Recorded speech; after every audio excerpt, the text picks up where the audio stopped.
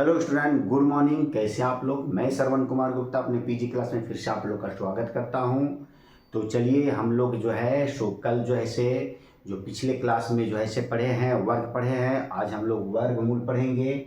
वर्गमूल तो वर्गमूल पढ़ने से पहले मैं आप लोग को बता देना चाहता हूं कि जो बच्चे मेरे वीडियो को पहली बार देख रहे हैं वो वीडियो पे एक बार लाइक कर दे, सब्सक्राइब कर दे और हो सके तो बेल बटन दबाना ना भूले।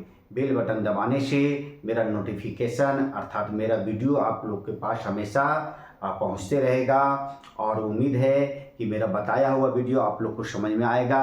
तो चलिए हम लोग समय को देखते हुए वर्गमूल जानते हैं कि वर्गमूल जो है सो किसे कहते हैं, इसका जो है सो संकेत क्या होता है। तो सबसे पहले हम लोग जानेंगे कि वर्गमूल जो है, वर्गमूल को दो विधि से बनाया जाता है।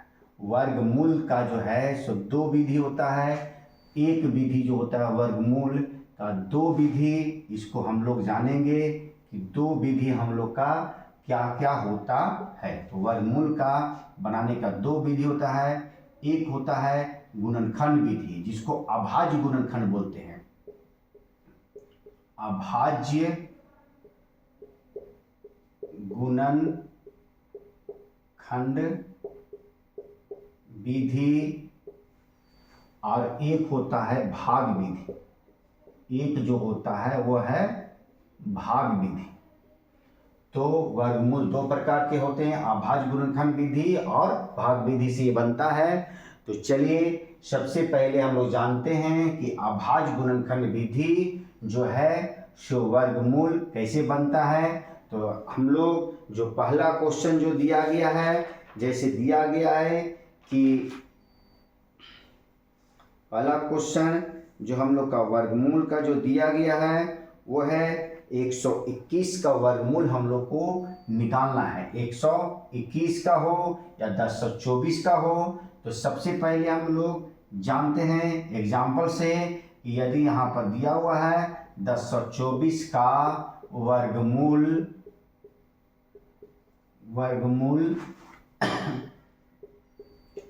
होगा। अब यहाँ पर ऑप्शन इसका दिया हुआ रहेगा। ए ऑप्शन दिया हुआ है 24 होगा, बी ऑप्शन दिया हुआ है 32 होगा, सी ऑप्शन दिया हुआ -24 होगा या डी ऑप्शन जो दिया गया है वो -32 होगा। तो चलिए हम लोग जानते हैं कि वर्गमूल को कैसे आसान तरीके से हम लोग बनाएंगे। तो सबसे पहले शॉर्ट में बनाने से पहले हम लोग जानेंगे कि अभाज्य गुणनखंड विधि से हम लोग वर्गमूल को कैसे निकालेंगे। कोई यदि पूछ दिया तो ऑप्शन नहीं दिया और डायरेक्ट देगा कि 1024 का वर्गमूल निकालिए, निकाल कर बतलाइए हम लोग को। तो वर्गमूल हम लोग अभाज्य गुणनखंड विधि क्या होता है जानेंगे। तो अभी हम लोग सबसे पहले अभाज्य विधि से मैं बताने जा रहा हूँ आप लोग को। अभाज्य विधि, तो अभाज्य विधि जो होता है, जैसे आपका 1024 है तो 1024 को आप जो है सो इस तरह से जो है से तोड़ दीजिए। तो यहाँ पर देखते हैं इकाई अंक जो है हम लोग का 4 है। तो 4 सम है या विषम है। तो सम और विषम हम लोग पढ़ चुके हैं। तो ये 4 जो है सम है अर्थात ये 2 से कटेगा। 2 से मतलब 1024 का आधा करना है। तो चलिए इसको हम लोग काटेंगे। तो इसका आधा कितना हो जाएगा, तो इसका आधा हो जाएगा कितना हो गया 502 हो गया। 2 पच्चे 10, 2 एकम 2 मतलब 512 हो गया। अब इसको हम लोग 2 से फिर काटेंगे। तो 2 दूनी की 4, 2 पच्चे 10 और 2 छक 12, फिर 2 से इसको काटेंगे। 2 एकम 2, 2 दूनी 4, 2 अठी 16, फिर से 2 से कटेगा। 2 छक 12, 2 चौके 8, फिर यह 2 से कटेगा तो 2 से काटेंगे तो 32 आएगा। फिर 2 से काटेंगे 16 आएगा। फिर 2 से काटेंगे तो 8 आएगा। फिर इसको 2 से काटेंगे तो 4 आएगा। फिर इसको 2 से काटेंगे तो 2 आएगा। तो यहाँ पर जो है से 2 कितना बार आया है वो देखेंगे। 1 2 3 4 5 6 7 8 9 और 1 10। तो यहाँ पर हम लोग 2 गुने 2 गुने 2 गुने 2 गुने 2 गुने 2 गुने 2 गुने 2 गुने 2 1 2 3 4 5 6 7 8 9 और 1 10। अब यहाँ पर जो है से हम लोग क्या करेंगे कि इसका जोड़ा लगाते हैं, 1 जोड़ा, 2 जोड़ा, 3 जोड़ा, 4 और 1 5। तो यहाँ पर जो है से 2 को 10 बार लिखा गया है तो हम लोग 2 को 5 बार लिखेंगे, 1 2 3 4 और 5। अब इसको हम लोग गुना कर देंगे, 2 दूनी 4, 4 दूनी 8, 8 दूनी 16, दूनी 3 32। तो ये अभाज्य गुणनखंड के द्वारा जो है सो हम लोग का जो है सो इसका आंसर 32 आ गया। तो हम लोग 32 पे इसको क्या करेंगे कि टिक लगा देंगे। अब इसको भाग विधि से यदि कोई बोलता है बनाने के लिए तो भाग विधि भी हम लोग जानते हैं कि 32 को हम लोग भाग विधि से मतलब 1024 को भाग विधि से कैसे बनाएंगे। तो 1024 का हम लोग भाग विधि इससे बोलते हैं, इसी को इस संकेत को ही हम लोग जो है इसे वर्गमूल बोलते हैं। अर्थात ये जो रूट का जो संकेत है यही हम लोग का वर्गमूल का जो है से संकेत है। तो हम लोग जानेंगे कि वर्गमूल को ऐसे भाग विधि से कैसे बनाएंगे। तो सबसे पहले इसको बनाने से पहले हम लोग का 1 से 10 तक की जो संख्याएं होता है उसका वर्ग सबसे पहले हम लोग जानेंगे। तो सबसे पहले हम लोग यहाँ क्लीन करते हैं और 1 से 10 तक का जो वर्ग होता है वो हम लोग समझते हैं। तो सबसे पहले हम लोग यहाँ पर लिखेंगे 1 का वर्ग, तो 1 गुने 1 अर्थात 1 हो गया। 2 का स्क्वायर करेंगे तो 2 गुने 2, 2 दूनी की 4 हो गया। 3 का स्क्वायर करेंगे तो 3 गुने 3 हो गया, 3 तिहाई 9 हो गया। 4 का स्क्वायर करेंगे तो 4 गुने 4, 4 चौके 16 हो गया। 5 का स्क्वायर, 6 का स्क्वायर, 7 का स्क्वायर, 8 का स्क्वायर, 9 का स्क्वायर और 10 का स्क्वायर तक हम लोग जानेंगे। तो 5 गुने 5 25, 6 गुने 6, 6 छक 36, 7 गुने 7 सत्ते 49, 8 गुने 8 अठी अठी 64, 9 गुने 9 9 9 81, 10 गुने 10 10 दहा के 100।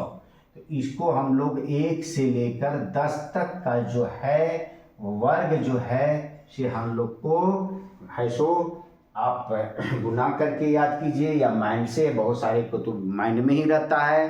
तो चलिए सबसे पहले हम लोग ये जो संख्या दिया गया इसका जोड़ा लगाते हैं। तो ये 10 और 24 ये 2 भाग में बट गया। अब यहाँ पर देखते हैं कि 10 जो है सो किस संख्या के बीच में आता है, कौन सी 2 संख्याओं के बीच में आ रहा है। तो यहाँ पर देख रहे हैं कि 9 और 16, 3 का स्क्वायर और 4 का स्क्वायर। अगर 3 का स्क्वायर करेंगे तो 9 10 में से घट जाएगा, यदि 4 का स्क्वायर करेंगे तो 16 आएगा, जो 10 में से 16 नहीं घटेगा। तो सबसे पहले हम लोग 3 बार इसको लगाएंगे, यहाँ पर 3 और यहाँ पर हम लोग 3 लगाएंगे। 3 तिहाई कितना होता है तो 9 होता है। अब है इसको हम लोग क्या करेंगे, घटा देंगे। 10 में से 9 गया तो 1 हो गया। अब जब भी ऊपर से उतरेगा तो जोड़ा उतरेगा, मतलब 24 उतरेगा। तो यहाँ पर है सो हम लोग 24 लिख दिए। अब जिस संख्या से यहाँ हम लोग भाग देते हैं उस संख्या को जोड़ देते हैं। तो 3 और 3 को हम लोग जोड़ दिए, यहाँ 6 आ गया। अब यहाँ पर हम लोग को इस संख्या के बगल में ऐसी संख्या रखना है जिसमें 124 आ जाए। तो यहाँ पर देख रहे हैं कि यहाँ इकाई अंक में जो है सो कितना है तो 4 है। अब यहाँ पर देखिए कौन कौन सी संख्या के इकाई अंक में 4 आता है। तो यहाँ पर है सो 2 का स्क्वायर का इकाई अंक में 4 आता है और 8 का स्क्वायर का जो होता है वो 64 का इकाई अंक 4 आता है।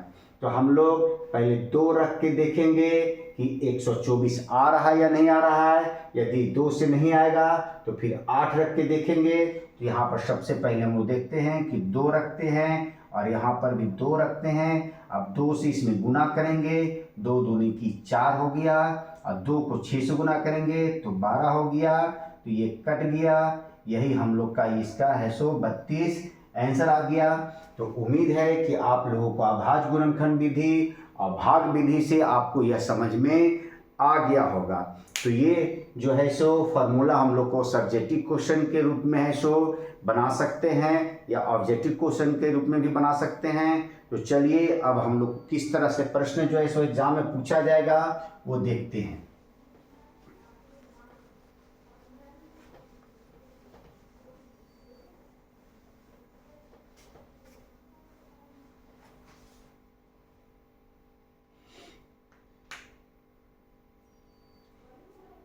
पहला क्वेश्चन बोल रहा है 121 का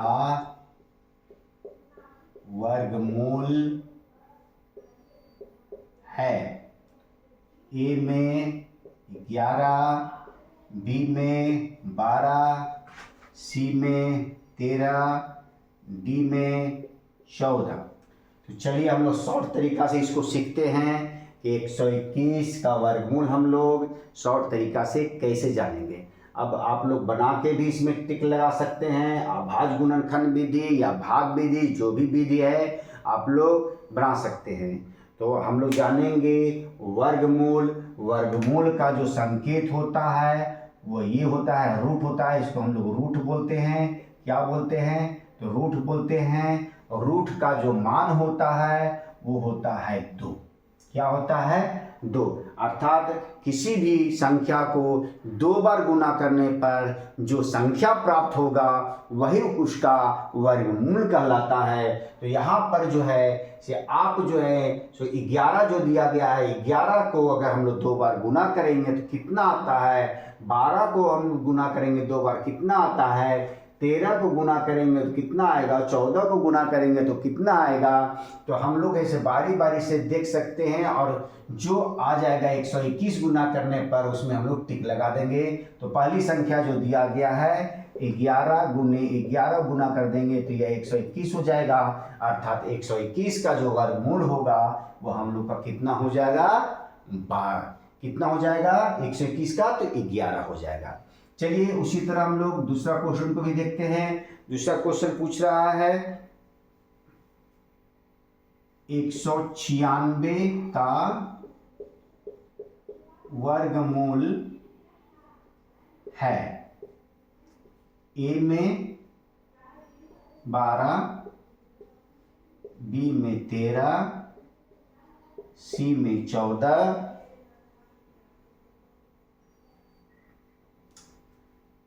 डी में 18।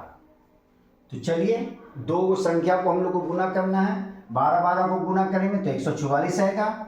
जब इसको हम लोग गुना करेंगे तो 144 आएगा। 13 को 2 बार गुना कीजिए 169 आएगा। 14 को गुना करेंगे तो 196 आएगा। और 18 को गुना करेंगे तो हम लोग का 364 आएगा। कितना आ जाएगा? 364। 14 तो यहाँ पर 196 का पूछ रहा है तो हम लोग का क्या हो गया? सी ऑप्शन है सो सही हो गया। आप लोग 2 बार गुना करना है। 12 गुने 12, 13 गुने 13, 14 गुने 14, 18 गुने 18। तो उम्मीद है कि आपको यह समझ में आ गया होगा। चलिए नेक्स्ट क्वेश्चन हम लोग देखते हैं। ये हम लोग 3 अंक वाला देखे हैं। अब चलिए 4 अंक वाला देखते हैं।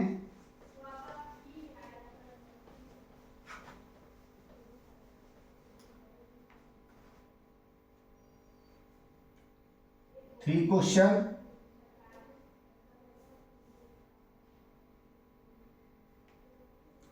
1764 दिया गया है। 1764 का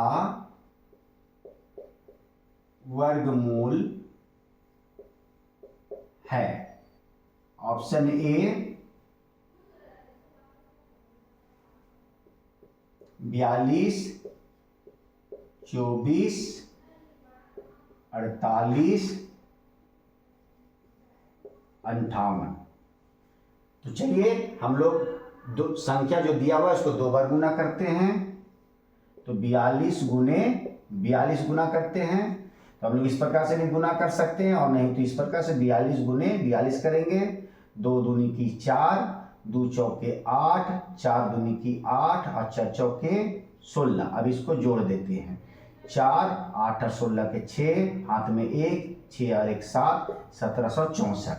तो 42 ही इसका आंसर हो गया। 1764 लाना था तो 42 इसका आंसर हो गया। चलिए अब हम लोग बटा वाला क्वेश्चन को देखते हैं। बटा क्वेश्चन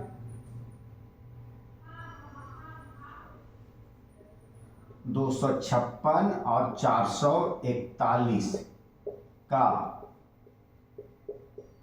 वर्गमूल है। ए में जो ऑप्शन दिया हुआ है, ए में 21/12, बी में 16 16/21, सी में 16/23, डी में 21/23। तो चलिए हम लोग सबसे पहले जो 256 जो है से कौन कौन सी संख्या को, दो संख्या को गुना करने पर आता है वो देखेंगे। तो 21 21 को गुना करेंगे तो 441 आएगा। तो 21 तो नहीं होगा क्योंकि ऊपर ऐसे 256 लाना है, तो ये तो नहीं होगा बिल्कुल। 16 16 को गुना करेंगे तो 196 आएगा, तो ऊपर में 196 नहीं लाना है। अब यहाँ पर भी ऐसे 16 16 को गुना करेंगे तो 196 आएगा, तो ये भी नहीं होगा। तो ऑप्शन डी है सो हम लोग का आंसर सही हो जाएगा। लेकिन यहाँ पर भी 21 है और यहाँ पर भी 21 है, तो यहाँ पर जो है हम लोग क्या करेंगे कि 21 21 को यदि गुना करते हैं तो कितना आता है वो देखेंगे। और यहाँ पर जो है 16 16 को गुना करें कितना होगा। तो सबसे पहले हम लोग को लाना है ऊपर में 256 लाना है।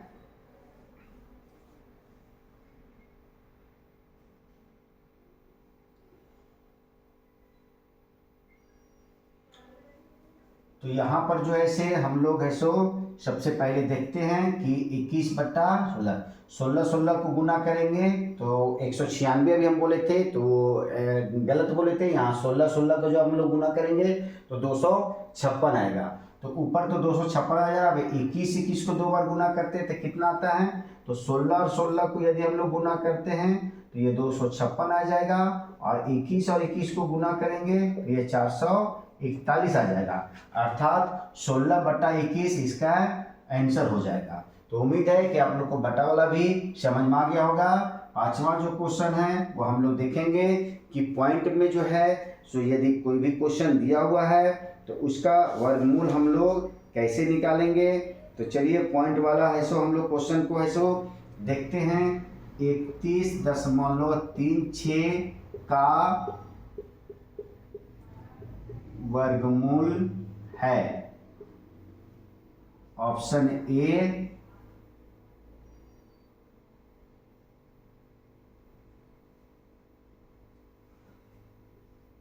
5.6, बी 5.4, सी 5.5, डी 5.7। तो सबसे पहले इसको बनाने का जो है सो दो तरीका है कि सबसे पहले हम लोग इकाई अंक को देखेंगे। यहाँ पर देख रहे हैं कि 6 है और यहाँ पर जो है सो गुना करने पर जो इकाई अंक की जो संख्या है किसका इकाई अंक में जो है सो 6 आएगा। तो देखिए अगर 6 को हम लोग 6 को दो बार गुना करते हैं 6 गुने 6 तो 6 6 36 आएगा।